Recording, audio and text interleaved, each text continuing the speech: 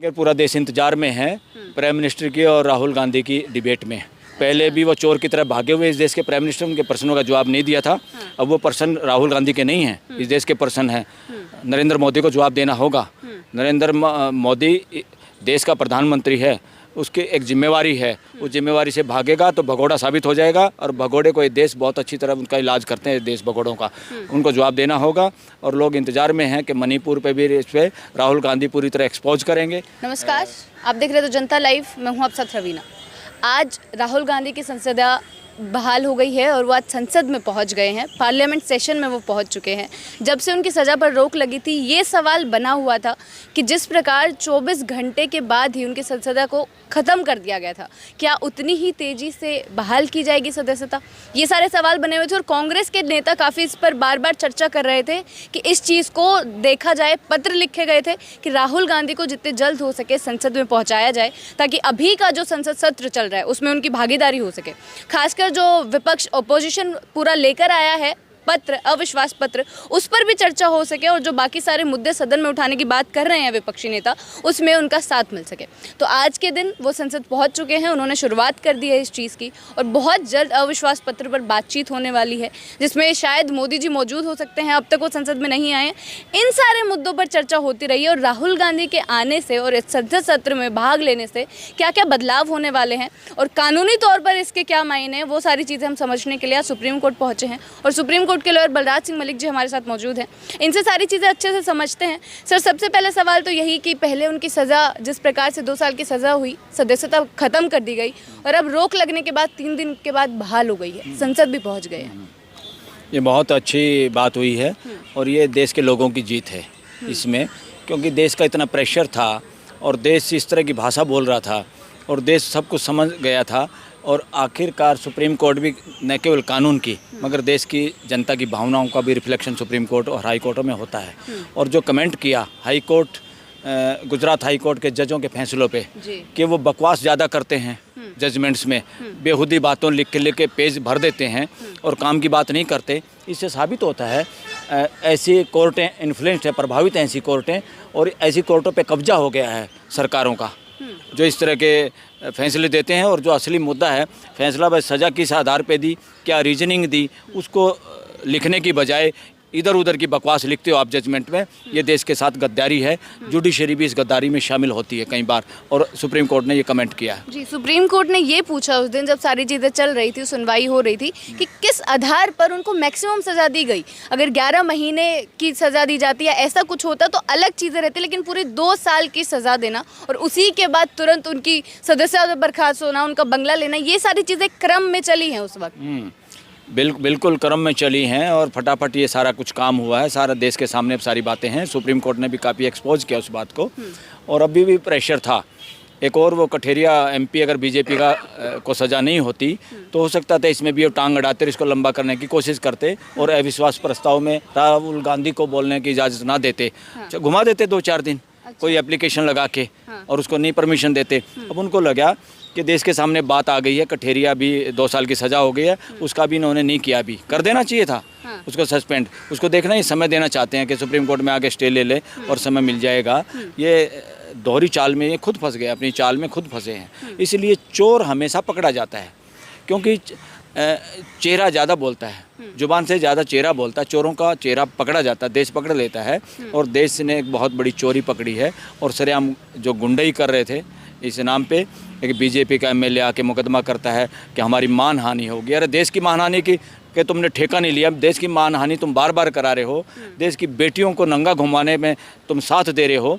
और हरियाणा के अंदर जो सीआईडी की रिपोर्ट, गृह मंत्री कह रहा मुझे पता ही नहीं, और चीफ मिनिस्टर कैसे दबा के बैठा। मुकदमा चलना चाहिए चीफ मिनिस्टर पे, जांच होनी चाहिए चीफ मिनिस्टर की कि कैसे वो उसकी रिपोर्ट को लेके बैठा हो, क्या कार्रवाई की उसने रिपोर्ट के आधार पे। मैं कह रहा हूँ जब तक पॉलिटिकल एग्जीक्यूटिव जो है, ये मंत्री संतरी एमपी, प्रधानमंत्री मुख्यमंत्री, ये लोग नहीं पकड़े जाएंगे, इस देश में सुधार नहीं होगा।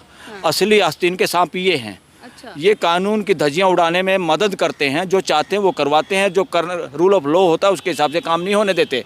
सिस्टम को इन्होंने बंधक बना लिया है, पुलिस को बंधक बनाया हुआ है, इंटेलिजेंस एजेंसियों को बंधक बनाया हुआ है, पूरी IAS IPS लॉबी बंधक बन जाती है अपने ट्रांसफरों के डर के चक्कर में, और वो मलाई खाते रहते हैं, इसलिए इन लोगों से डर जाते हैं और उनके दबाव में रहते हैं। ये जो काम होना चाहिए रूल ऑफ लॉ के मुताबिक, उस पे करने वाले अफसरों को प्रोत्साहित नहीं करते, बल्कि उनको प्रोत्साहित करते हैं जो इनके एजेंडे पे काम करते हैं। और हरियाणा में इसी तरह का विश्वासघात हुआ है, और मुख्यमंत्री ने विश्वासघात किया है पूरे स्टेट की जनता के साथ, और नंगा नाच हिंसा का और अब बुलडोजिंग का वो चला रहे हैं।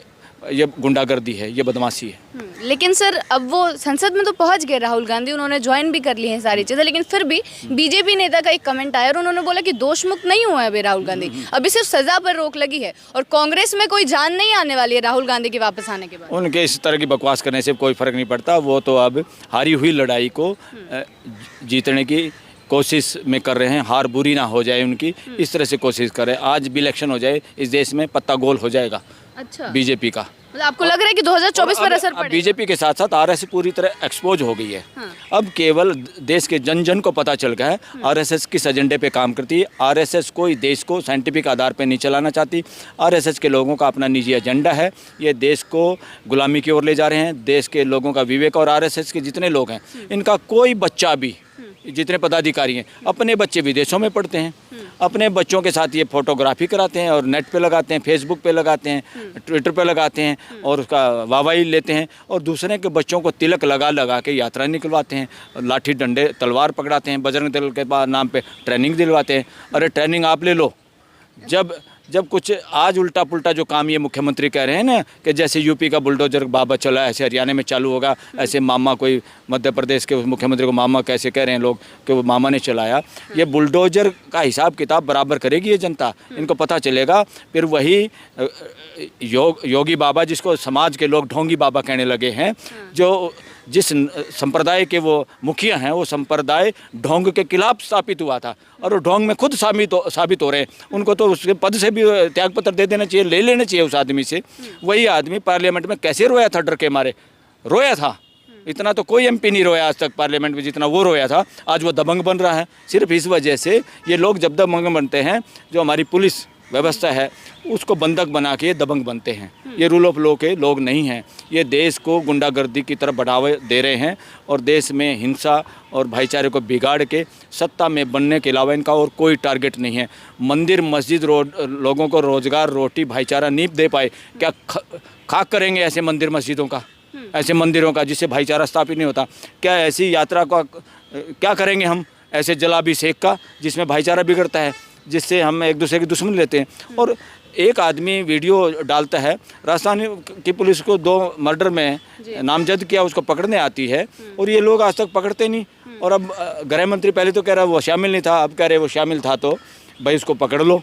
और वो घूम रहा है एक बजरंगी, वो एक मैंने देखा गोल मटोल सा आदमी कोई, जिसमें दम नहीं, हाँ उसमें दम नहीं एक आदमी का भी सामना करने के लिए, और वो लोगों को भड़का के, वो रंडा आदमी है, शादी उसने नहीं की, गृहस्थी वो नहीं जानता, दूसरों के घर बर्बाद करने के ठेकेदार हैं ये लोग। चलिए राहुल गांधी वाले मामले पे वापस आ जाते हैं, क्योंकि सर आज का दिन काफ़ी एक इतिहास में लिखा भी जाएगा इस तरीके से कि जिस तरीके से एक सांसद को पहले बाहर निकाला गया, सदस्यता खत्म कर दी गई, और फिर वापस आने के बाद तो अभी उनकी हिस्सेदारी कैसे रहने वाली है संसद में? क्योंकि अविश्वास पत्र आएगा, मणिपुर पर चर्चा, बार बार विपक्ष जिक्र कर रहा है कि मणिपुर पर चर्चा की जाए, तो क्या लग रहा है कि एक अहम भूमिका निभाएंगे राहुल गांधी? बहुत अहम भूमिका निभाएंगे। पूरा देश इंतजार में है प्राइम मिनिस्टर की और राहुल गांधी की डिबेट में।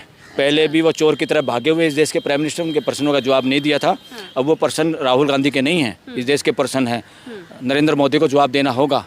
नरेंद्र मोदी देश का प्रधानमंत्री है, उसकी एक जिम्मेवारी है। उस जिम्मेवारी से भागेगा तो भगोड़ा साबित हो जाएगा, और भगोड़े को ये देश बहुत अच्छी तरह उनका इलाज करते हैं, देश भगोड़ों का।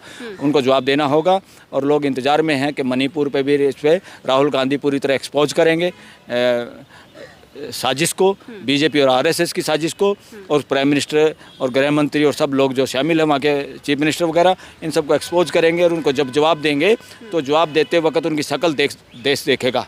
पार्लियामेंट में उनकी शक्ल को पढ़ेंगे लोग, क्योंकि भाषण में तो कुछ भी लिख सकते हो, मगर आप बोलते हो, जब आप झूठ बोलते हो या सच बोलते हो, आपका चेहरे का एक्सप्रेशन डिफरेंट होता है। ये देश उस तमाशे को, उस बात को देखने के इंतजार में बैठा भी ये देश। तो क्या लग रहा है राहुल गांधी के संसद में वापसी से इंडिया जो गठबंधन बना है वो कहीं ना कहीं मजबूती पकड़ेगा? बिल्कुल, क्यों नहीं मजबूती पकड़ेगा। राहुल गांधी का अब क्या है, भय निकल गया है।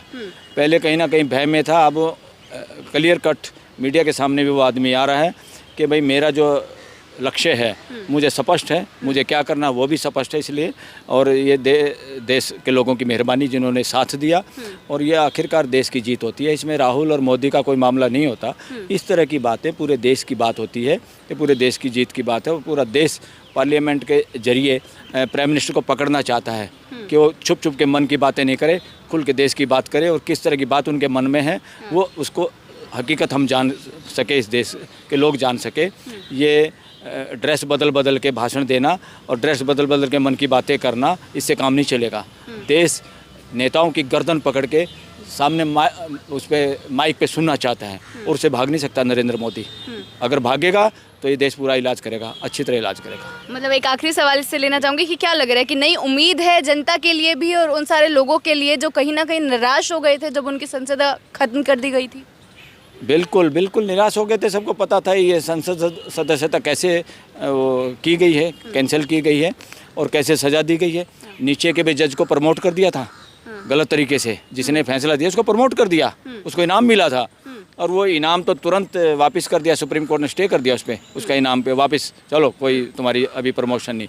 और हाई कोर्ट के जज ने जो बात लिखनी थी वो लिखी नहीं, और सैकड़ों पेज दूसरे लिख दिए, राम कहानी।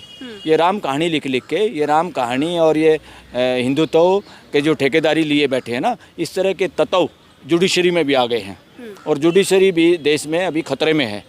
जुडिशरी को भी पाक साफ करने की ज़रूरत है। समय आने वाला है, लोग खड़ा होगा, देश की जनता अब खड़ी होगी, क्योंकि जुडिशरी में ताकतशाली लोग, पॉलिटिकल लोग, सत्ता में बैठे हुए लोग अपने तरीक़ों से फैसले बदलवाने का काम करते हैं, अपने हिसाब से फैसले करवा लेते हैं, और दबंग लोग और पावरफुल लोग कोर्टों का मिसयूज कर रहे हैं। और कोर्टों के अंदर जो जजेज हैं वो भी पूरे देश को वो प्रतिनिधित्व तो नहीं करते। देश के अलग अलग जाति धर्म के लोग यहाँ नहीं हैं हाई कोर्ट और सुप्रीम कोर्टों में, इन पे कब्जा हुआ है, किसी सिस्टम पे कब्जा है। ये सिस्टम का कब्जा भी देश की नज़र है, इस सिस्टम के कब्जे को तोड़वाना चाहता है देश, और फ्यूचर में बहुत जल्दी ये टूटेगा। चलिए, बहुत बहुत शुक्रिया आपका। तो पूरे 137 दिन बाद राहुल गांधी संसद पहुंच गए हैं। उन्होंने महात्मा गांधी की प्रतिमा पर फूल चढ़ा है, उनको नमन किया और आगे संसद की तरफ बढ़े। लेकिन जिस प्रकार वो पहुंचे उसी के बाद 5 मिनट बाद ही 2 बजे तक जो सदन था उसको स्थगित कर दिया गया है। आगे की जो जानकारियाँ रहेंगी इस चीज़ में कि आगे अब सदन किस प्रकार चलेगा, या वो किस प्रकार के सवाल उनके सामने रखने वाले हैं, किस प्रकार की चीज़ें अब राहुल गांधी संसद में आकर करने वाले हैं। जिस प्रकार से वो सड़क पर जाकर जो सवाल पूछ रहे थे, लोगों के बीच जाकर जो सवाल उठ रहे थे, क्या अब वो सवाल संसद में भी उठेंगे? क्या वो सवाल अब विपक्ष पूरे तरीके से राहुल गांधी की मौजूदगी में उठाने की कोशिश करेंगे? और अविश्वास पत्र पर विपक्ष का क्या पक्ष रहने वाला है, और राहुल गांधी के आने से उस पर कितना असर पड़ने वाला है, ये चीज़ें आगे देखने की होगी। जनता के मुद्दे इसी प्रकार आप तक पहुंचाते रहेंगे, बने रहे हमारे साथ। शुक्रिया।